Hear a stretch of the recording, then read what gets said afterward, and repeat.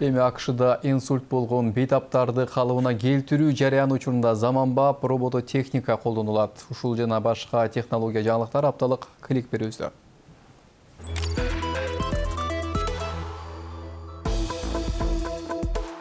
Microsoft OpenAI компаниясы менен кызматташуусун кеңейткендиктен жасалма акылга көп жылдык көптөгөн миллиард долларлык инвестиция кылганын жарыялады. Анын ChatGPT жасалма акылы адамдын суроолоруна ынанымдуу жооп бере алат.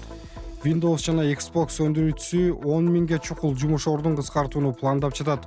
Бирок негизги стратегиялык тармактарда жумушчуларды ишке алууну уланта берерин айтты.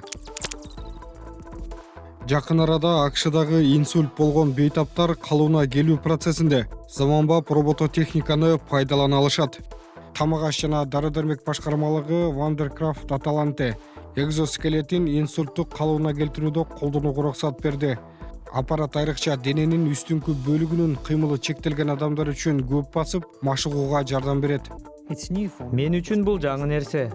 Анткени буга чейин басканга дайыма жардам керек болчу. Эми ага муктаж болбой калдым. Азыр бирөөдөн көз каранды эмесмин.